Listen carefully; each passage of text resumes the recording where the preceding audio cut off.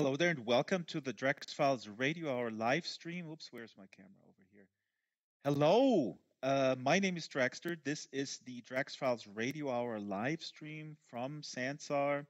We are in a replica of the 114 Harvest basement. We are not in the actual live basement because of, well, reasons of, concurrency and not wanting my guests to be inundated with questions. You can ask questions on the stream.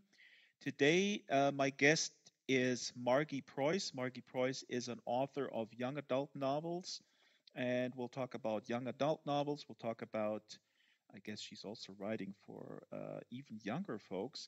I've only read her two books, Heart of the Samurai and Shadow on the Mountain. We'll talk about that. Margie is here.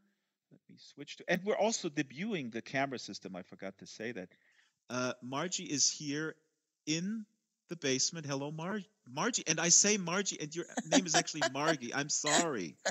That's okay. I'll answer to anything, just about. And you're totally new to virtual reality, right? I am so new to it. You can move your arms. Do you move your arms in the physical world like this? And the camera is the folks on the stream, they don't see the camera, but you can look at the camera. The camera is a floating. Yes, I've become very attached. I'm feeling affection for this little cat camera. You feel affection to your avatar. How does your avatar feel? Does it feel good to you? Yeah, or we're getting along. All right, I want to get right into it. And so I'm operating the camera plus my own avatar, so please bear with me. Oopsie, now the book fell down. There you go. And I can't pick up the book. Well, so be it. Actually, I could, but I would have to stand up. And this book that just fell down is your first book. I'm talking to the camera person. Listen. Can you pick up the book for me? No, she can't. Me either. So Margie, you write young adult historical fiction. The first book that I read of yours is called Heart of a Samurai, and it follows a 14-year-old, I guess, fisher boy by the name of Manjiro, and it plays in 1841. Can you tell me, how on earth did you come across this story, and what got you into writing or starting your writing career with historical fiction, with a story that is arguably quite complex? It plays before Japan opened to the West. It's all about, opening to the West, clash of cultures, if you will. There's a complexity to the story, but at the core of the story is a 14-year-old boy. And I should say, my wife read it to my son when he was 10, and he really enjoyed it.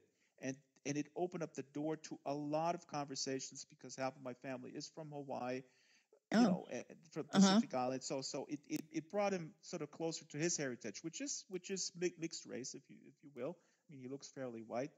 But my question is, this is your first novel, and how did you decide to embark on this topic?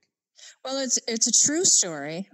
Manjiro is a real person who, at age 14, went out on his first fishing trip with 4 other fishing companions, and he got caught up in a storm, and their ship it was just a boat, really, small boat, got wrecked, and they ended up drifting 250 miles across the ocean until they were shipwrecked on an island, Torishima, Bird Island. And eventually, when they were almost all starved, they were rescued by an American whaling ship. And Manjiro. By the way, I'm holding it to the. Oh, I see that. This is really cool. This is really cool artwork as well. It's a little bit dark here. Here you go. And they're shipwrecked, and I should have set it up, because this is a really, really important historical figure who later becomes really instrumental in opening diplomatic relations between Japan and the West, because Japan at that point in 1841 was closed to the West. And actually these boys, if they would have returned to Japan, they were afraid that they would have been killed, I guess, right? Yeah, no one was allowed for 250 years, and this is towards the tail end of that. No one was allowed to come into the country of Japan. But one thing I didn't know was that its citizens were also not allowed to go out and come back in. So when they're finally rescued by an American whaling ship, that whaling ship cannot go to Japan. They're not allowed. And the fishermen are not allowed to go back to their own country. So some of them end up in Hawaii and stay there, while Manjiro, he's the youngest, he gets adopted by the captain and taken back to America. And because of this friendship, they become very good friends. And because of this friendship, he ends up having a lot of adventures. I won't tell all about them. Right. The captain kind of adopts him. Sorry, we were alerted by a friend on YouTube. If you bump into the table, your avatar will appear as if the avatar is walking. Am I bumping the table? Yeah. And the table was made of Japanese maple wood. So I really, sorry, that was really bad. If you walk backwards just a little bit, then you will stop walking. I'll see if I can manage that. Just go back a little bit. See this? Those are the perils of doing of avatar-based communication. Is that too far? Is that okay? A little bit forward now. A little tap forward. There you go. Too close. Was that too close? No, that's good. That's good. That's good. If you see yourself walking, then you just walk a step back. All right. Yeah, you're walking a little bit now. I'm walking? How am I walking? Yeah. Well, these shoes were made for walking. Well, you know what? Let's not dwell on this, because what's more important is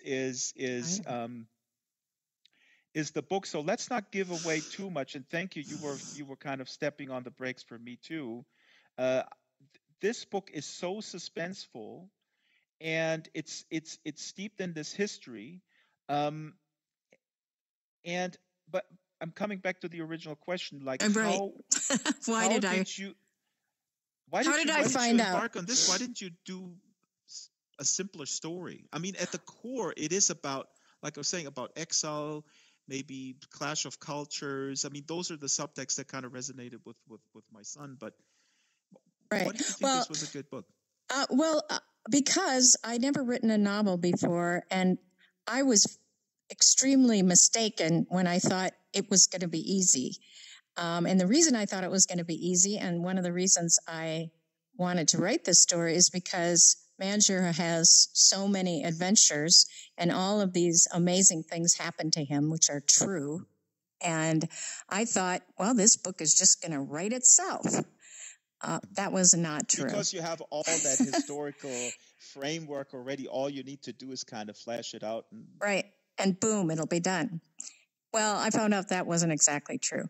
But, and you also asked about historical fiction. I did not know or think about the fact that I was writing historical fiction when I was writing. I was just trying to tell the story of this boy.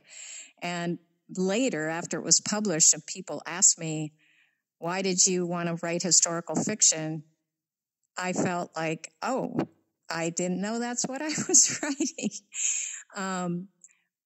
And I guess actually didn't know that historical fiction in some circles actually has a bad rap. I mean, I've been told that, oh yeah, this is what people write, and then they insert all sorts of drama, and so it's inaccurate, and then people buy it, and they believe that's what happened. That's really bad. You should read a historical book. Oh, a nonfiction book instead. Is that what you're saying? Exactly. People say, oh, well, I think that I got interested in history when I started realizing that it was stories and not just a bunch of facts and dates and names, which is, back when I went to school, that's kind of how our history classes were taught. And so I never thought I was interested in history until I started realizing that it's stories, and interesting stories, and almost unbelievable stories in the case of this kid who made such a long journey and ends up going back to Japan, and as you said, is instrumental in opening the country to the West. He wants to go back to Japan. That's his dream. He gets adopted by the captain. He has a good life in America. He applies himself already when they get picked up from the island. The kids think everybody outside of Japan is the West are basically barbarians, and they have all these stories that they're eating, people. And the funny thing is that on the ship, the American shipmates, the whalers, they all thought like that people from Asia are basically totally behind, that they're basically animals. I mean, that really sets it up in the beginning in a way. You did that quite brilliantly. It really touches you, and you feel like this is right. Yeah, that was really one of the main reasons why I wanted to write the book. It was sort of a way of me examining that, exactly what you're talking about, is how do people become friends and get and overcome these kinds of prejudices that are based on years, or 250 years of not knowing each other. A lot of mistaken ideas can happen, and that's what happened in the case of Japan. Felt like the rest of the world were barbarians and devils and demons, but the rest of the world felt that the Japanese were backward and uncivilized, which is pretty far from the truth. So it went both ways. People were really suspicious of each other. And this sets me perfectly up for, I took a little excerpt here that I want to read, and I'm going to read it straight off. Hold on, let me switch the camera here. I'm going to read it off this laptop here in VR. So this is cutting edge technology. I have the view of his friends go back to Japan. They take that risk, and they get picked up by local authorities, and they get thrown in jail, and they get the desire to come back to their families is so strong that they take this risk, but they get thrown in jail. The 14, I think at this point he's maybe 17. Might be mistaken. But yeah, he's 20. He's 20 already. Okay. Something like that. I think it's 10 that was years. Funny when Liz Jensen was here, and she said to me in the beginning, Liz Jensen said, okay, don't ask me about characters of my own books. I totally forgot most of them. Well, that's happened to me. I do a lot of school visits, and kids will ask me questions, and I honestly have no idea what they're talking about because I had forgotten the scene. They've recently read the book, and I've forgotten what I'd written. It's quite embarrassing. What happened to Michael when the hedgehog comes out of the thing? And so I will tell you here, they come back, and then the daimyo, who is sort of a powerful lord in Japan at the time in the 1840s, 1850s, his name is Lord Narikira. He asks to be that Manjiro is brought to him alone and to be sort of interrogated. And again, he's been to America for a long time. He's reunited with his friends who stayed in Oahu, where actually half of my family lives. And now they go to Japan, 5 of them. And the soldiers go and they say, well, the Lord Narikira wants to talk to you. His friend Goemon says, Manjiro, be careful of what you say. You can't just say anything you like. This is not like America. I'll be careful, Manjiro said. On the far side of the courtyard, Manjiro was ushered into a large room. Compared to American rooms crowded with tables, chairs, rugs, cupboards, and bric-a-brac, the rooms in Japanese houses, even houses used as prisons such as this, were open, airy, and uncluttered. Even so, Manjiro found it a little hard to breathe. Across the room, a daimyo, Lord Narikira, sat on his knees on a raised platform. His silk kimono rustled elegantly as he waved to dismiss the other officials in the room. Manjiro immediately sank onto his knees and pressed his forehead to the floor. Tell me about this country you have been to. America, the daimyo said. Manjiro looked up to see the great lord's eyes flash. Was it with interest or malevolence? Manjiro knew the way he answered Lord Naryakira's questions could determine his fate. His heart pounded. He heard the familiar roar of fear in his head. He remembered his determination to change how the Japanese thought of foreigners, but he so desperately wanted to go home to his family. Perhaps if he gave simple answers, they would let him go. He said, "In America, women put holes in their ears and string thread with beads through the holes." He paused and went on. "American toilets are placed over holes in the ground. It's customary to read books while using them." The daimyo's stare was piercing. "Is this all you have to tell me?" This man would not be impressed with little novelties, Manjiro saw. He wanted to know things, important things. So Manjiro said, "America is an open country, and learning is constantly becoming greater.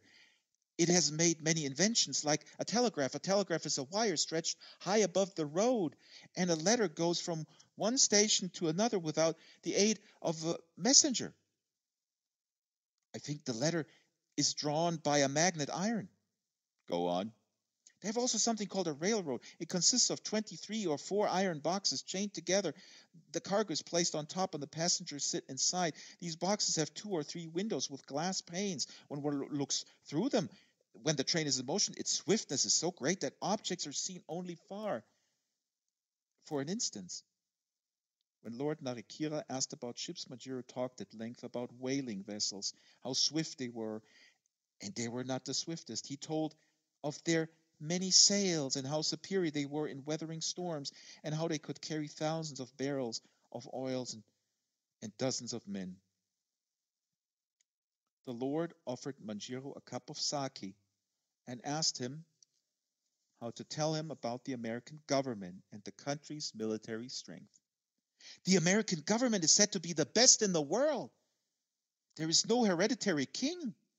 Instead, a man of great knowledge and ability is elected king. Instead, he sits on the throne for 4 years. This king is known as the President of the United States. He lives very simply and goes about on horseback, followed by a single retainer. There's no distinction between classes. Even a man of low rank may become an official. Birth and family are of little consequence. Individuals earn positions according to their abilities." So, Margie, Those are all his do you words. want to rewrite this book? Oh, for today? Well, you have to remember this took place in this would have been 1840 or 1850 something. 50 something. Yeah, right. And right. So I mean, I didn't pick this out to you know, when this would happen today, when other cultures where we would a 20-year-old boy may have to explain things a little differently. But this shows one thing that I really love about this book, and the other one, which is about Nazi occupation in Norway. You find, and I talked with my wife about this too, there is so much young adult stuff out there. I mean, it's actually wonderful. It's as opposed to when I was a kid, it feels like there's so much more. But you have a language here, a prose that is very good. I sometimes read stuff, or we have read stuff that is, well, let's just say dumbing it down, keeping it very simplistic. Yeah. No, I think that kids can understand just about any concept if you can explain it well enough. So I don't try to make things too simple. I just try to use language that can be understood so that you can explain complex ideas or relationships and things like that. Right. I mean, I'm sorry, I have to interject. This was a compliment. I didn't mean to say. Yeah. No, what I know. meant to say was that also you don't strive for a complicated sort of highfalutin language. But there's a beauty and a maturity to this prose, while not being sort of, on the one hand dumbing it down, and then what a lot of sort of literary fiction sometimes does is to kind of show off. I mean, people know that I'm a big David Foster Wallace fan. I don't think he shows off, although a lot of people would probably argue that. But anyways, go ahead. Well, thank you. Thank you. Thank you for the compliment. Well, the passage that you just read, everything that Manjaro says in that passage, he really did say. Those are his own words. So I didn't write up very much of that. But I will say that I think I rewrite a lot. I do a lot of revising. So I don't sit down and write, not very often, a very well-written page. I tend to just get something down, and then I revise it. A rhythm is really important to me. I like the way the words have a pace and a rhythm. And so I think really about that. Noticeable, the rhythm. That is something coming from music. That is also something that to me makes or breaks a book. A book could be having an interesting plot, interesting characters, but if the rhythm is not right. You were mentioning earlier that when you wrote this novel, you thought it was easy. Why? What was the hardest I thought it would be easy. It wasn't. Exactly. I know, but from what you were doing before, you're also a playwright. I mean, I'm only up to these 2 books because I actually had shipped the West of the Moon book to the wrong address. I don't even know where I live. Hello, camera person. Please, I'm sorry. I sent it to you. Please read it. No, but what were you doing before, and what was the hardest part? Well, and that's a good question that you asked, because it does finally get back to the first question that you asked, which is, how did I find out about the story and why did I want to write it? I have written a couple of picture books. So, books for younger readers that have an illustrations on every page. And they're only about 28 pages long, 1,000 words max. So I had written a couple of those, and the second one was about an ancient temple bell that came from Japan to my city of Duluth, Minnesota, after World War II, and resided in our town for about 9 years before some Japanese visiting professors saw it and managed to figure out where it had come from. Just to back up slightly, a naval destroyer, U.S. naval destroyers stationed in Japan, had basically taken it, war spoils, and brought it back and given it to my city of Duluth, Minnesota. So I've written a story about that bell, and while I was researching it, a friend gave me a book called Shipwrecked by Rhoda Bloomberg, and it's a nonfiction picture book about John Manjaro, the hero of my book, Heart of a Samurai. I got so interested in his story that I read everything I could about him, of which there was not very much, and decided to write a small illustrated picture book about him. And I really failed. I just could not write that few number of words, under 1,000 words, about this guy who has so many adventures. So my agent said, why don't you try writing a novel? I had never written a novel before. And I said, yeah, okay, I'll write a novel. That's probably going to take a really long time, like maybe 3 months or something. What did the agent say? When you told the agent 3 months, he was like, oh boy. Yeah. I don't think I told him that. I think I just went, okay, sure. Yeah, I'll whip that out. By the way, one quick interjection, Yeah. because the person who reminded us that we're walking Am I towards the bumping? table and ruining the table also said Minnesota represent, so that's good. But he also right. said you're walking again. Give I'm him walking. a wave into the camera. Wave into the camera here. Well, there you are. Okay. Sorry. How do I? Okay, I'm going to try backing up, but I'm not too good at this. I thought it was this one. Okay, I'm going to see what happens. I might go. You're actually good now. You're good now. I'm good. Did I back up? Yeah. Because if I you don't. Look down, you can see your feet. You see that they're not moving right now. Now they're moving a little bit. Oh, there's my feet. They're walking. See? Why are they walking? Because they love this table so much that they just really want to hug the table, but that's unfortunately not possible. But my little thingy bobs are not helping me here. Right. No, this is good. Just walk back. All right, okay. One quick thing, and yeah. All right. Who cares? Okay. Please continue. Right. This is hilarious. You thought it's going to take 3 months to write an entire book. That's what I thought. I was wrong.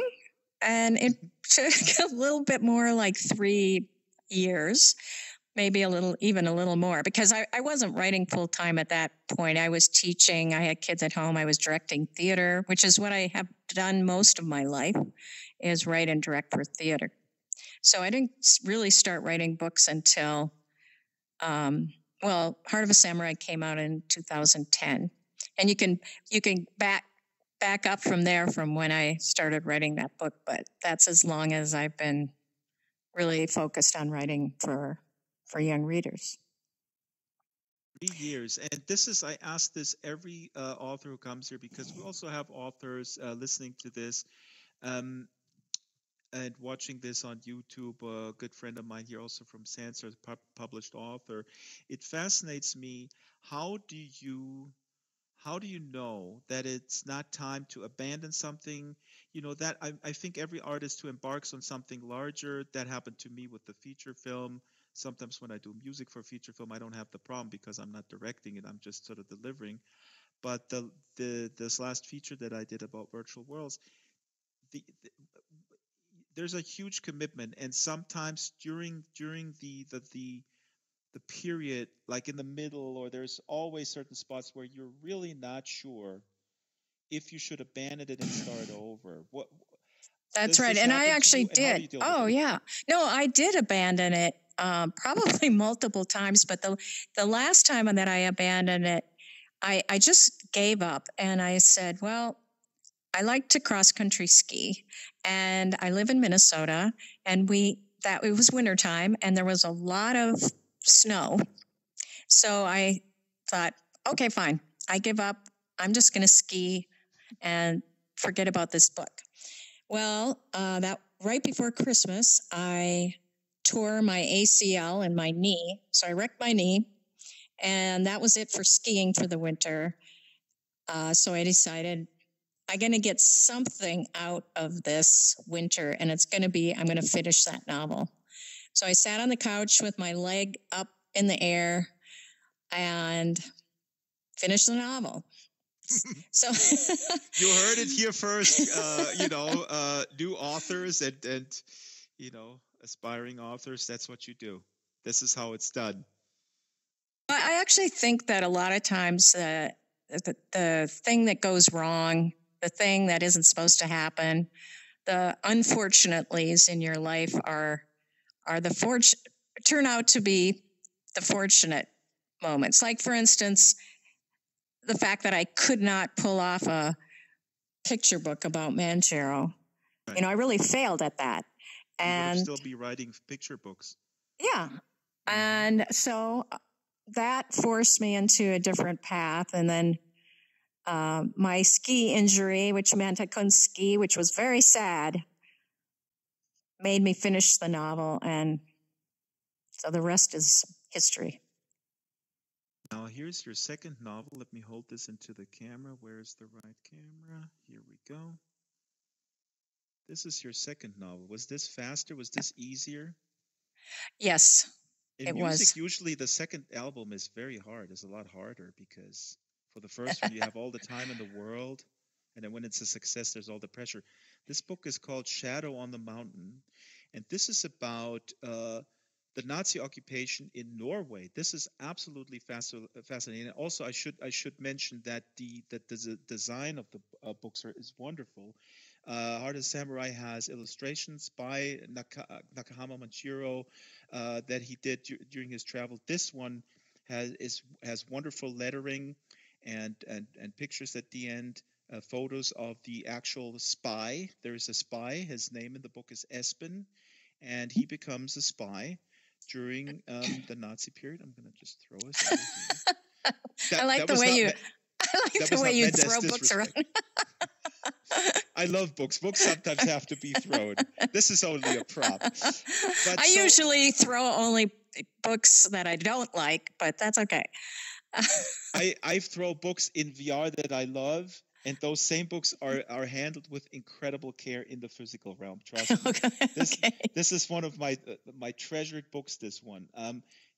Here in this one, you want to set it up. Then did your agent say, "Hey, this was pretty good," and you had the Newbery Honor book? By the way, how important is it that you get these these awards, the Newbery Award or just an honorary mention? I mean, Tom Hillenbrand, who was here, a friend of mine from Germany, a writer, he said, the actually Amazon recommendations and reviews are super important, or Goodreads, because people, they just go there and then they go through it quickly. It's kind of like word of mouth, I think. I mean, that's like the contemporary version of word of mouth is Amazon and Goodreads reviews. I don't read them myself, at least of my own books, because I don't want to know. But the awards are important, I think, for placement, right? Because you asked me to ask, where did I hear about these books? And I asked my wife, and she said she got them recommended, and they were in store, actually, I think at the Barnes and Noble at the time. I don't remember. It was not the small local bookstore. But if you don't have this stamp of approval, it can be very hard to be, even placed locally or even at the. Well, I will say that a big award is a very, very, very good deal. Very helpful. It was really helpful to my career, and not only to my career, but to my level of confidence as a writer. I mean, I was seriously, I thought, well, I got a book published and that's it. No one will read it, and I'm never going to sell another one. That's what I thought, until it got a lot of attention and it got a lot of really good reviews. And then eventually I got woken up at 7 o'clock in the morning to be told that it had won this fiction novel based on a true story with lots of action and adventure. And I knew all that because my editor told me that's what I wanted to write. So you were just sort of, you're a mercenary, the mercenary of the book world. No, but this is suspenseful. There's the 14-year-old boy. There's the Nazis have occupied Norway. He is in a circle of friends. One of the guys, one of his friends collaborates. Well, there's some real stakes here. This is not some fun and games. And a 14-year-old boy and his then 10-year-old sister, and then they age as well, because the book takes place from 1940 when the Nazis came into Norway to 1945. There's some real stakes. There is high-speed chases on skis, helicopters. It's crazy. Airplanes. Airplanes. Sorry, helicopters. Yeah. I wasn't born. I thought helicopters always existed. God, I should not read that many historical novels. Spy planes. Yeah. This is also based on a true story. I interviewed the Erling Storeston, about whom the story is based, in Norway in 2011. And he passed away last year. So I'm really happy that I got to tell his story, because really most of the things that happen in this book are true. They really did happen. The boy Espen, I mean, he's Espen in the book. His real name is, say that again, please. I forgot. Erling? There is a kid, Axel, right? He is the baddie. Yeah. Well, he gravitates towards the allure of wearing a uniform and being sort of, drawn into this whole thing. And he's given some power, that I think that's an appeal, is that you get a little power. That is what was we're getting at, which this book again, draws young folks in, and coming from Germany and growing up here in school, we were, hit over the head in a good way with the period. I had a great history teacher, but the story here being sort of placed in with these teenage boys that are friends, and then sort of this division comes in. Those kind of setups I always find really, really compelling, because it just shows you how fast this can go. So this is a little excerpt here where Axel is with his mother, and oh yeah, do you want to set up what the redheads are? This is sort of the resistance in Norway, and they were wearing red heads to kind of red hats. The Nazi, the hats, yeah. What was that about? The hats were called a nisselue, which means like a nissa hat. Nissa is like a little elf in Norway, and they wear red hats. So it was considered a very way to identify as a Norwegian. And so the students started wearing a red hat to say that they were against the Nazis. And that was one way that... Repercussions. I mean, yeah, there were repercussions. They could be arrested, fined. Sometimes they were beaten up. The punishments were often quite severe, considering what the offense was. The underground newspapers that Espen delivers at the beginning of the book, the penalty for just possessing one of those was death. I don't think that it was that was carried out all that often, but it could be. So if you were just caught with one of these newspapers, you could be executed. So the red hats. Oh, go ahead. Yeah. Yeah. So the red hat thing became a kind of a student movement to show solidarity with each other against the Nazi regime. Here's a little taste of this book called Shadow on the Mountain, and this is Axel with his mother, and Axel is part of the Stapo, which is the special police in Norway, and he hopes to become part of the real Gestapo when he shows that he has it in him. What will it be next? Axel said. He folded his newspaper to the column and read aloud. Of course, one would be tempted to laugh if it weren't so tragic that the Norwegians are carrying on with this foolishness while the whole world is in upheaval. What kind of foolishness is that? His mother asked. It's this Niselu business, these red stocking hats that everyone's wearing. It's so childish. It is just as Minister Lunde said right here in the paper, that the people who do these sorts of things make it seem as if we're living in an insane asylum. Wearing a paper clip on their clothing. What is that supposed to mean? We bind together? And matchsticks in their hat bands? We're enlightened, his mother said. Then she added quickly, I would assume. Axel thought he saw a slight smile cross her lips. Oh, and then there's the watch worn on the underside of the wrist. I forget that. What's that supposed to mean? He glanced at her. Her lips were pressed tightly together. I hope that you're not involved in harassing people for such minor offenses, Axel, she said. As I've heard, those stormtroopers, those Norwegian Nazis, have been doing that all over the country. The Hirt? Axel snapped. Where did you hear that? Oh, one hears things, you know. It's important to keep discipline more, Axel said. People must not be allowed to laugh at their government. Really? she said. The Norwegians must understand that the new order is not to be made fun of. Norway has suffered from loose liberalism and permissiveness for too long.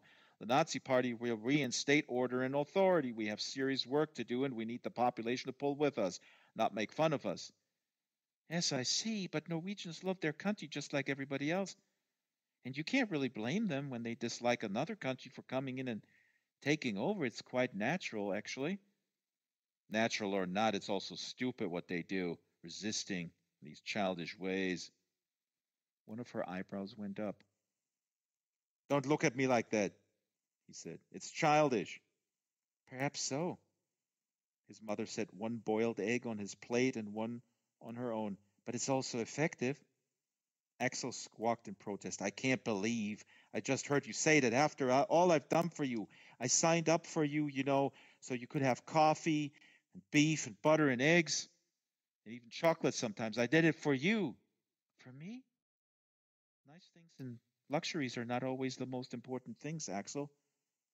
Even you, Axel yelped, standing up abruptly. Even you, everyone is against me. He immediately felt guilty about his outburst. He shouldn't have spoken so severely. He knew that his mother suffered. Every day she grieved for his father who had fought and died in the winter war in Finland. How could the Norwegians forget that? His father, along with many other patriotic Norwegians, had gone to help the Finns fight against the Russians, against Bolshevism. That was in 1918, I believe, the revolution. The same Bolsheviks the Germans were fighting against. Oh, I just read a book about the revolution. So Margi, the winter. I'm going to correct you on that one, though. The Winter War. The Winter War was 1939, so it was right. It was right directly before the invasion, and so the Norwegians really did have a very tough situation because Norway shares a border with Russia. And the Russians had invaded Finland just the year before. And you know who was in charge of that country at that time was Stalin. So, they had the choice of Stalin or Hitler.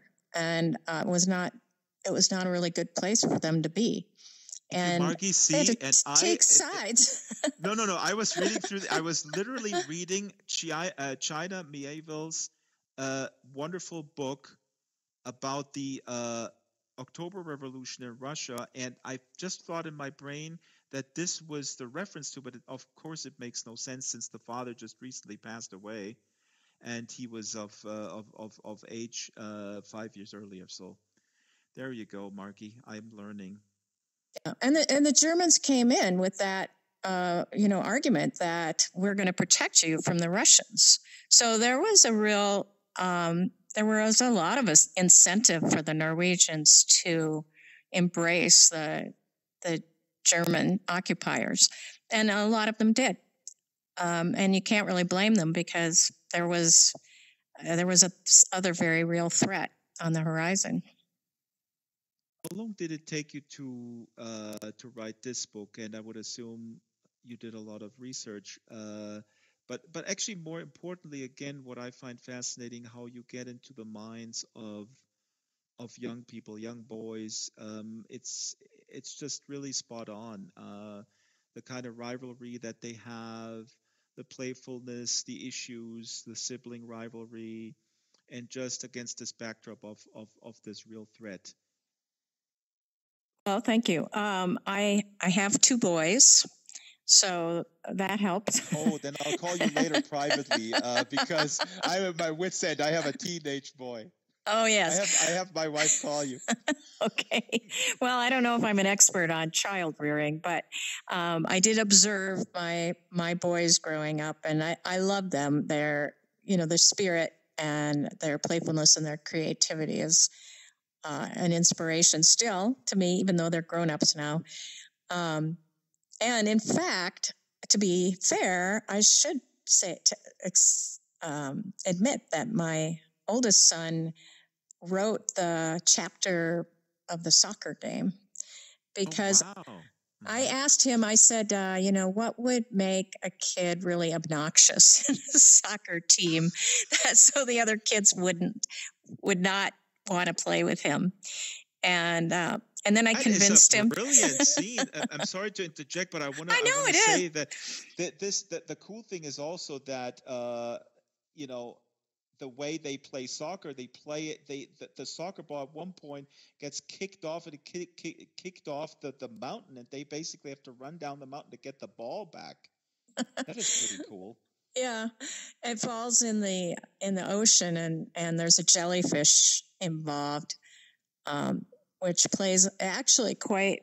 It was interesting because that was my son's whole scene, and he put the jellyfish ball in, and that kind of got the ball rolling with this conflict between Axel and Espen.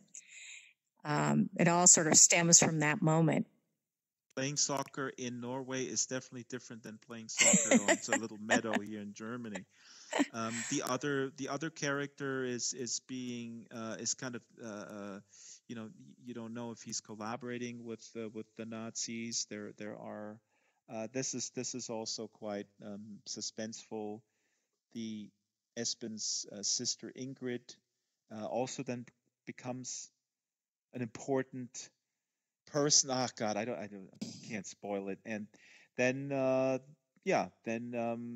he has to basically, he's being pursued, and he has to get out of the country, which is really suspenseful as well. Right. Yeah. And some of those stories came from my of Norwegian ancestry, and I still have some relatives in Norway. And I was visiting with an elderly relative of mine, and I told her what I was working on, and I said, maybe you have stories. And she said, oh, no, I don't have any stories. And then she launched into the story of how she would bring sandwiches to the prisoners, the Russian prisoners that were housed in their old elementary school. Her elementary school had become a prison for Russian prisoners, and they were starving. So she said she and her friends would go down, and when the guard's back was turned, would give the prisoners sandwiches. So that is where that idea came from for Ingrid, and how she gets involved with that. Folks on the stream, you can ask questions. What kind of questions do you have for Margi? How is it writing for young people? Is that any different in writing for adults? What are the unique challenges? My question is about this book. Did you write this in Norway on a mountain? This is something I ask everyone. Is there a specific... Basically, the question is actually broader. It's about, where do people write? How do you find a way to seclude yourself over long periods of time, or get into the groove? What is your specific process that works for you? Well, I am very fortunate in that I have a little writing house out in my backyard. Oh, like Roald Dahl. Yeah, kind of. That my younger son built for me, which is it's sort of ironic. When the kids were little, we lived in a little house, and I always used to say, I wish I had a little house where I could go and write. But of course I didn't. And I had little kids running around, and it was very hard to get anything done. And then we moved to a big house, and eventually my kids both went to college, and now they live their own lives. And my younger son came home one summer and built me the little house I always wanted. And I don't theoretically need it because I don't have little kids and I have a big house, but I do love it. I love it because when I'm in my little house, that's it. That's all I think about is my work.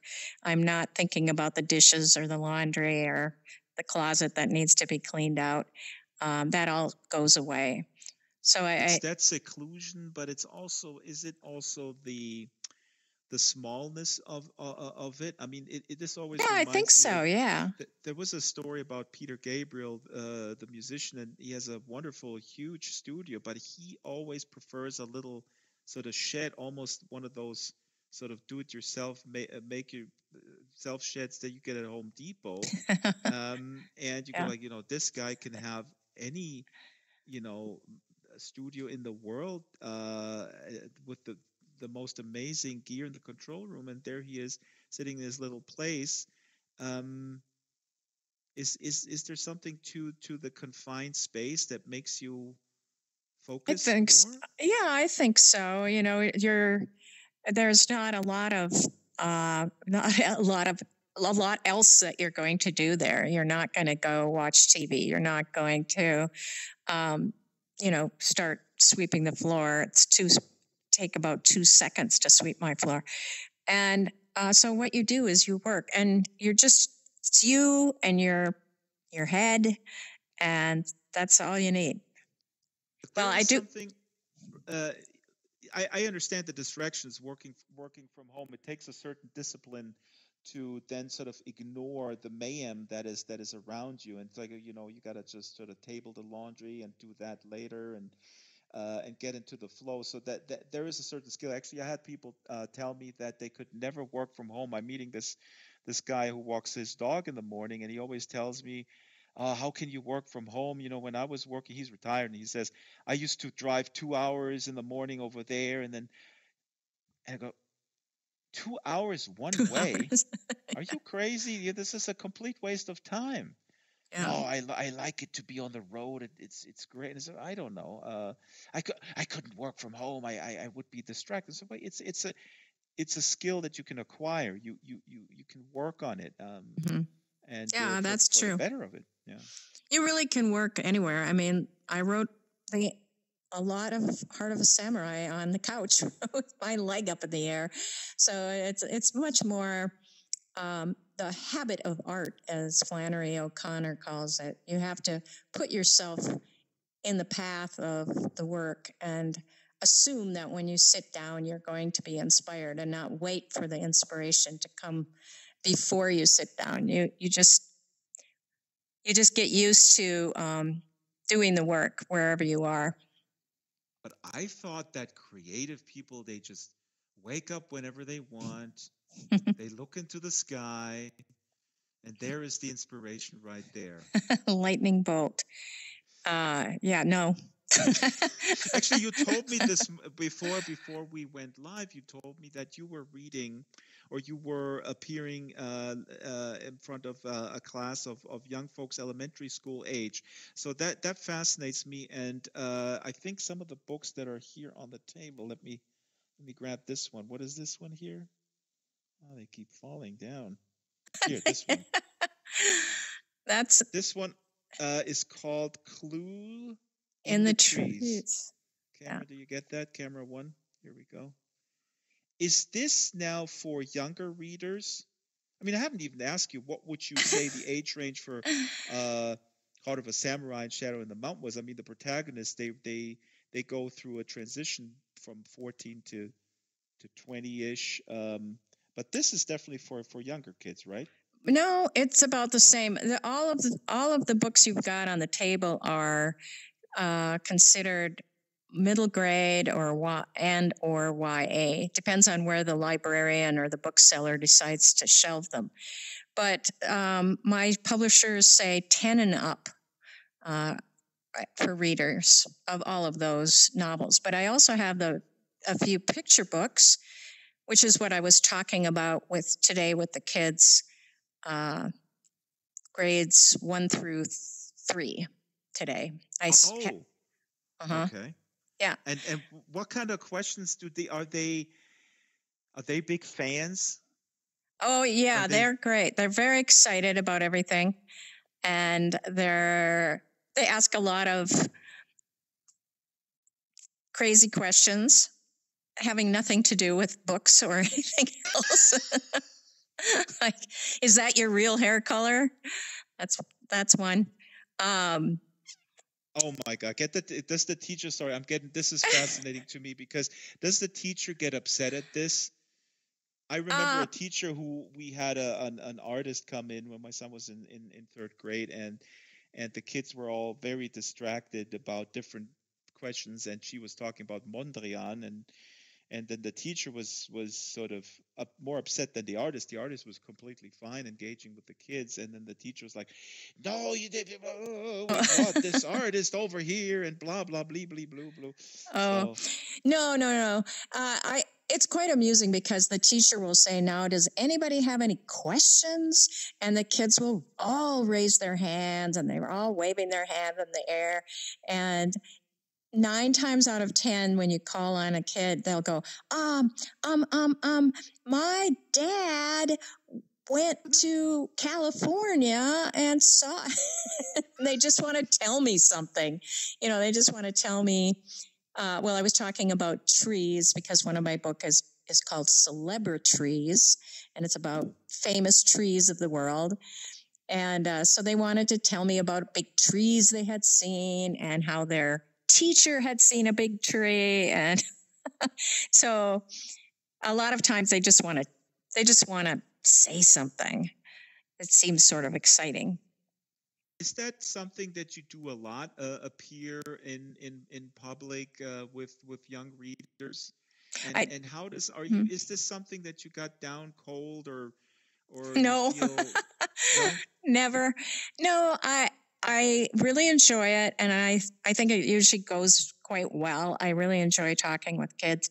I do talk more with middle school kids than with the lower elementary because of the novels. So these books that are on the table. So I talk to 4th, 5th, 6th, 7th, 8th graders most of the time.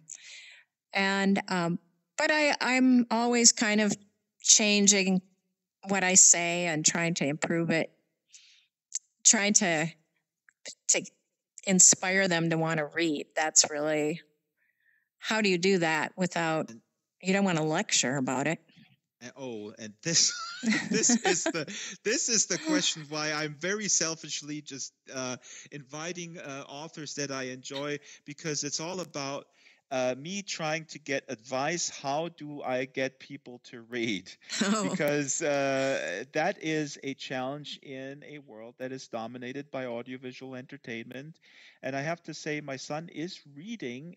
Of course, he had a good foundation, but the amount of competition that is out there in the choices of entertainment is so enormous. And he's 15, so the quote unquote trick that I'm employing now is, I put Stephen King's It on the table, which I read when I was 16. It was really transformative, and it's the first book I actually read in English. I started reading books in English at that age. And I said, you know what? And we're going to finish it by April 1st.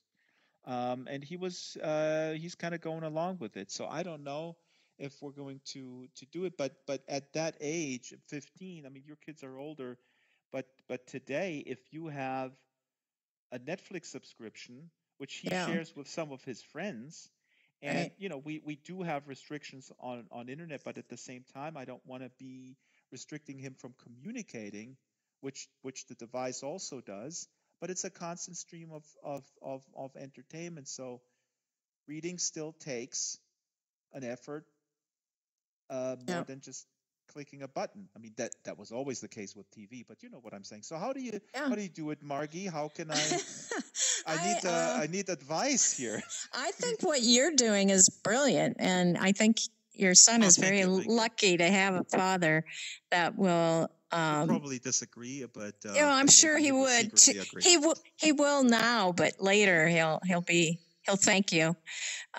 Just like my mother used to say to me, later you'll thank me that I made you take piano lessons, which I never did because I never got good enough at piano to make it even worth all those 6 years of torture. But we won't go into that. Oh, no, let's go here on with a therapy session. Dr. Drax is very good in unearthing some of these issues. I come from, all my siblings are very musical. My mother was a pianist, and she taught piano and everything. And, oh, man, I just was not. And so I kind Just of felt, occurred to me. I'm sorry to step on you, but yeah, I know that you use your arms, and I'm just so fascinated yes, because your I avatar know. looks so lively, and I know that in the physical reality you do use them. I do, but I'm not used to holding these I know it's kind of devices, weird. and there's, It's weird.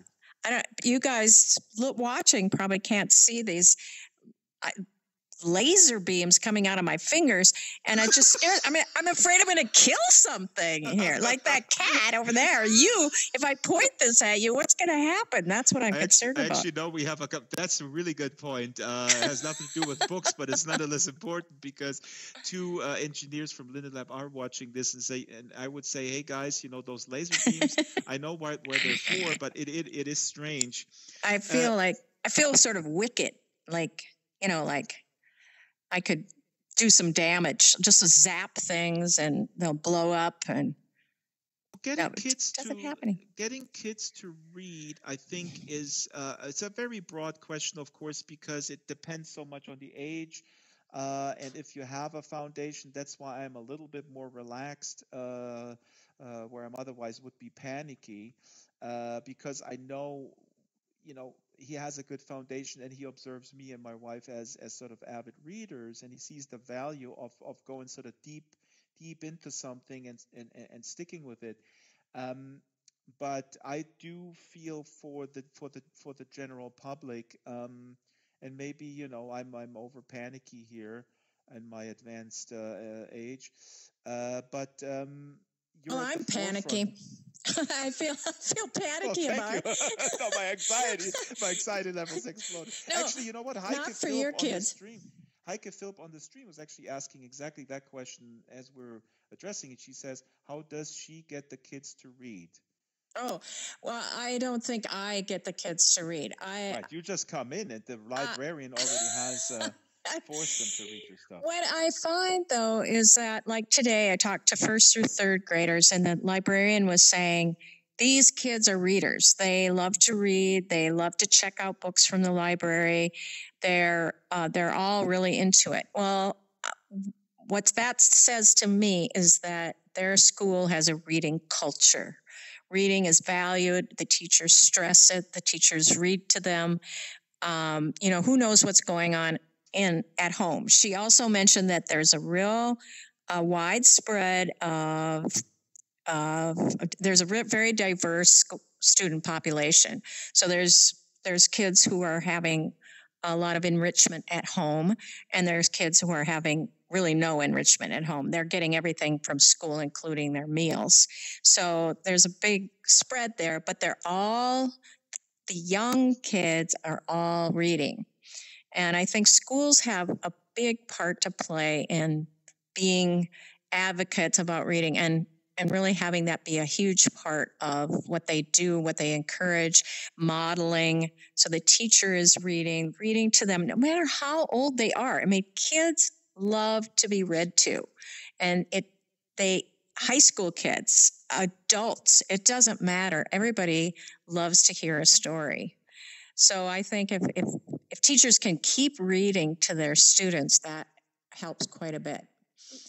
What I hear from librarians is that it's about 8th grade in the U.S. I don't know how the grades, would align with Germany, but in the U.S., it's about 8th grade where the reading really falls off.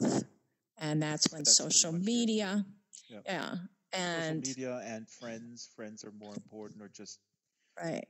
Yeah. Well, social media being basically a constant sort of flow of sort of, well, puberty, I guess, broadly speaking, where I recall at that time it was completely important to have like a top 10 list of songs or top 10 list of friends. That was really bizarre. I told my son, because he was asking, what's the craziest thing you guys did? So, well, I had this top 10 list of my friends, and I changed it every day depending on what they did. So ridiculous. Man, that's a lot of pressure on your friends to Well, I don't know if I held it I'm not sure if I told them about it, or if it was just sort of an internal thing, a little bit obsessive. I guess. They didn't know that you were doing that. Right. That's actually, I mean, memory is failing me at this point. Your Honor, I don't recall. Yeah, well, okay. Yeah, so I can't say that I'm really have a key to reading, but of course, if they see it at home, if they see their parents reading, if their parents read to them and continue to read to them, we listen to a lot of audiobooks on car trips and all through the kids, even when they were in high school, we would then all listen to something together as we traveled. And I count that. That's reading. So any way that you can get it in there. I also remember a friend of mine saying that he and his son would switch off washing the dishes, and the other one would read. So one night it would be, one night, and they didn't have a dishwasher.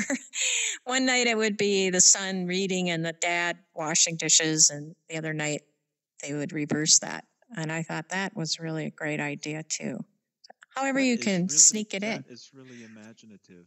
Yeah, and the drop-off is interesting. And I guess then the feedback that you would get from I just actually wanted to also to reiterate what you said, the case for a public school system that levels the playing field and brings people together from all backgrounds, where people do benefit from seeing the other side, if they're better off or worse off for both sides. This is hugely important, and I will not let this opportunity go by on my show to to reiterate that, because if you have a very homogeneous school environment, then kids grow up to believe that this is sort of how the world looks like, and that's not a good thing, I think.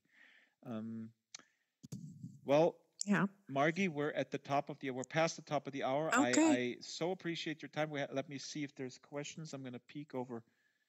Yeah, it looks like I'm peeking over there. That's where the questions are. That's where I'm looking at a poster of guys with violins, so that's what I see.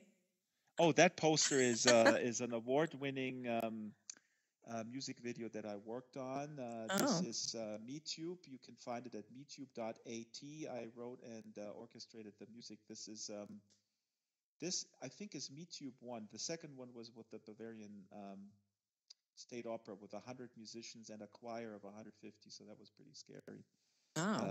Yeah, that's why I'm fleeing here to my basement where I'm left alone. I also had so much pressure, Margi, with the music thing, so I needed to flee into virtual reality. No, that's not true. Heike Phillips says, can I ask you, are you still reading manuals or are you watching YouTube? Doesn't changing from book to video speed up learning?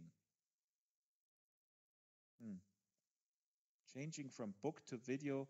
Oh, I guess Heike was asking about manuals. Heike, we're talking more about fiction and literary fiction and young adult, but and reading for pleasure. Reading for pleasure, not for information. Right. That's actually a very, very important point. And thank you for making that. What we're celebrating here in these author interviews and the book club, broadly speaking, is reading for pleasure. That will be actually my last question. Do you often hear in conversations when this comes up? Because I do. It's when people, when you say, well, how about reading? I enjoy reading. And then people say, well, I read a lot at work already. Oh, right. Yeah, that's not the same kind of reading. Like I'm reading Excel spreadsheets. Right. But yeah, Margi, I'm reading emails. I read a lot of emails.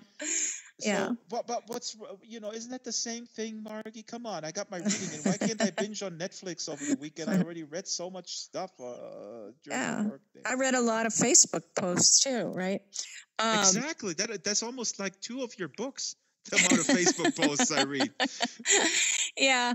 Well, everybody should read books, because if you don't want your brain to change and become incapable of reading long text, you have to keep reading, because they have found that our brains have already changed from reading all these short posts and Twitter and Facebook and things like that. And also people have gotten very adept at skimming for a little soundbite kind of size things, just the whatever the highlight of whatever it is they're trying to get to. Which speaks a little bit against ebooks. I read an article too, and that I felt that anecdotally. I mean, I enjoy reading on paper books, maybe because it's the perfect balance when you work in audiovisual media, and then sort of I like the single tasking commitment of a paper book. And then people say, well, I have 1,000 books on my Kindle. And I know I'm not sure if you're referencing an article, Margie, but I read something that there's pretty conclusive evidence that that with the skimming thing, that reading on digital a digital medium or on a web page, it just it's just very hard not to do that. It's sort of a reflex almost that the brain does. You just skip and you skim. Right. Yeah, that's what a lot of people are doing when they're reading now, is skipping and skimming. And I know I'm guilty of it because I do so much research that a lot of times I do read that way. I am just looking for certain things, so I'll skim along and then hit the thing that I'm looking for. And I have to be careful when I'm reading a novel to slow down and enjoy the process of reading and enjoy the words and the language and the rhythm and the lyricism and the story just settle in. So I do encourage it because it does exercise a part of our brain in a way that nothing else really does. I completely agree with you. Being in the moment and really savoring that's something that it's incredibly challenging and incredibly sort of enticing to just sort of, check things off a box and say, oh, now I've read this many books, and then really not going deep. Just that seems to be the curse of our times. To have the experience of really becoming immersed and lost in a book, exactly. To lose time, and it's like being in virtual reality. I completely agree with you. In a weird way, this is very similar. And last question, I keep going with the last question, and we're over time, and I'm very grateful for your time. And also big shout out to the University of Minnesota in Duluth. The Viz Lab is supplying VR gear. Amazing. Yeah, they have this beautiful lab with all this technology, and also a very nice helper, Hamza, who's waiting in the wing somewhere. Hamza wants to get out of here. He does. He's dying to read now. Okay, so let me wrap this up. Okay. By just saying thank you, Margi Preus, and margipreus.com with one S. We'll link to it. 2 books that impressed me. I'm sure the others. Oops, wrong camera. Shadow on the Mountain, Heart of a Samurai. Please, folks, enjoy reading. Get into the groove. Single task, grab a book and stick with it. It is really worth your while. It really immerses you. And it has reverberations. And Daisy, my friend, who's also a writer, what she does, after every book she finishes, she writes into a little journal a summary and how she feels about that book. It doesn't have to be very elaborate or sort of a plot reconstruction or whatever, but that's something that I started doing, and that's actually really cool because I retain a feeling of the book. Right, but I forget some detail, which is not a big deal, but I forget how I felt at the moment, and so it's almost like a journal. So I recommend that. Good idea. Margi, thank you. My name is Draxter, and this comes out on Monday as a podcast at draxfiles.com, and I'm going to hit the this button here, and we'll say goodbye. And thank you, folks on Twitch and what's the other thing? YouTube, where we spent most of our time learning about the flat Earth. Very important subject matter. Goodbye, Margi, and thank you so much. Thank you. Thank you so much for coming. Fun. Oh, wait. One last wave into the camera, please. Oh, hi, bye. Goodbye, Hamza. Now you can go into your day. Bye-bye. Bye-bye. And thank you, folks, for watching. Sorry, Heike, I didn't get to your last question. Monday on the podcast. Goodbye, and then